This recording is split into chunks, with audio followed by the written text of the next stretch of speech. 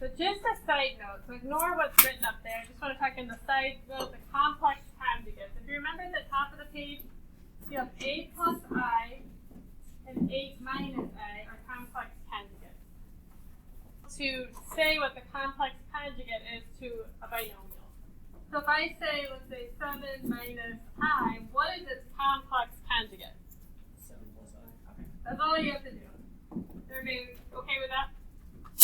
Easy. Oh.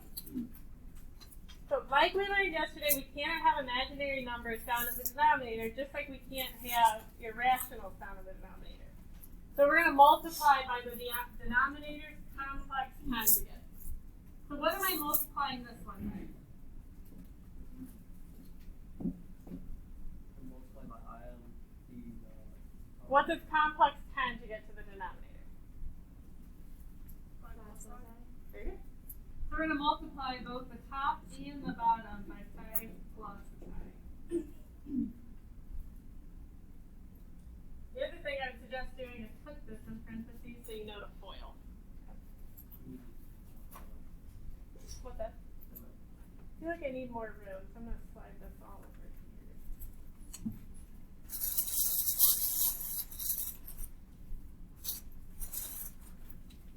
Alright, so the top will be pretty easy. You just have to distribute it through. So we get negative 10 minus 2i in the top. Negative 10 minus 2i in the top. In the bottom, if we were to FOIL it out, what's going to happen to our middle terms? So can I skip that part? Does everybody understand that what we did up at the top was to show that the middle terms cancel out? So you're left with the beginning and the end. Is everybody okay with skipping all that to save room? Alright, so if I distribute, I get 25. The middle terms cancel out, and then you get minus I squared. Everybody okay with that? So far. Didn't we do this yesterday? We did them up at the top, but we weren't doing it in the terms of making the denominators real. But you're right, we did it up at the top of the complex conjugate. So you have to do everything on the bottom, like all of it on the bottom to get it. Negative 10 minus 2i is going to stay that way, but what happens to the bottom? And this turns positive, so it just stays 25. What? I squared? Positive 26. Yeah, so we have 25 minus negative 1, which gives us 26. On the bottom, we have 26. Make sure you know where I'm getting all this. Now, all those terms are even, so we can simplify this by taking a 2 out of each. Negative 10, reduce it by 2, so you get negative 5 minus I. 26 divided by 2 gives us 13. Negative 5 minus I over 13.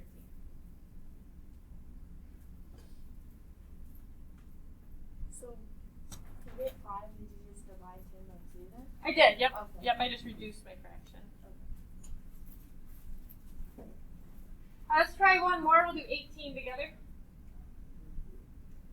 What is the complex conjugate for 6 plus 2i? 6 minus 2i. Very good. So I'm going to put this in parentheses. We're multiplying by 6 minus 2i. 6 minus 2i in the top. We're going to distribute the 5i through. So 5i times 6 would give me 30i.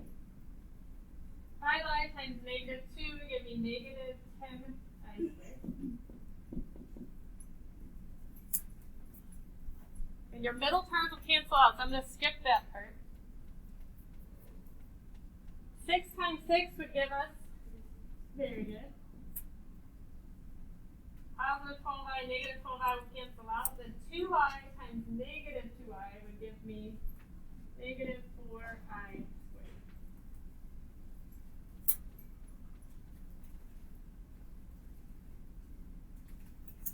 What would happen to the negative 10i squared? Positive 10, yeah, but I need to write it first. So if it doesn't confuse anybody, I'm going to go ahead and switch that. I squared becomes real, so it gets written first. We get positive 10 plus 30i. What happens to the negative 4i squared? Yep, so 36 plus 4 would be? Everybody follow me on that? It seems good and relaxed. Now, what can I take out of the 10/40th and the 30i over 40? 10, very good. So we take a 10 out of each of these. We're going to get 1 plus 3i over 4. That's it. That's it. Not too bad, right? Go ahead and try numbers 19 and 20 on your own, and then we'll go over those. 19 and 20 on your own. You have to foil both of those. Anybody want to see one before I turn you loose? Yeah. And see the foiling in the top and bottom? All right, number 19, what am I multiplying by? 2 minus I, very good. So that part stays exactly the same. We're still multiplying by 2 minus I. Because of the 2 plus I. Now the middle terms will drop out in the denominator, but not the numerator. The numerator, we actually have to FOIL the whole thing. Alright, so we have 7 times 2 to get 14. 7 times negative I would give me minus 7i. I should have this in parentheses. 3i times 2 would be positive 6i. 3i times negative I minus 3i squared. We'll do both of these at the same How do time. you know when to foil it? If it's not a complex conjugate. Like these, you could FOIL these and you'll discover every time they're going to cancel out by design so that we can have a real number. Up here, these are not complex conjugates because you have a 7 and a 3i and a 2 and an I. Okay. So the numerators you'll always have to FOIL. Alright, down here, because they are complex conjugates, we're going to do 2 times 2 to get 4. The negative 2i and the positive 2i will cancel out. And then you have minus I squared.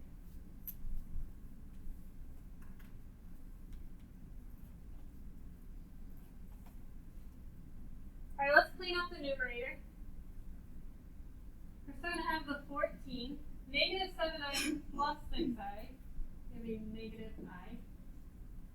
What happens to the negative 3i squared? Very good, plus 3. We'll still have to clean that up a little bit. 4 minus I squared. Again, what happens to this I squared? Yeah, so we're really going to hit 4 plus 1. We're almost done. 14 plus 3 gives me 17. 4 plus 1 gives me 5.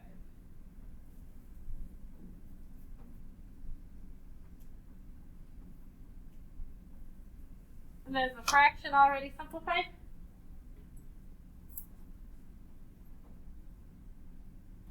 Or do I need to reduce my fraction? No, we're good. Alright, go ahead and do number 20 on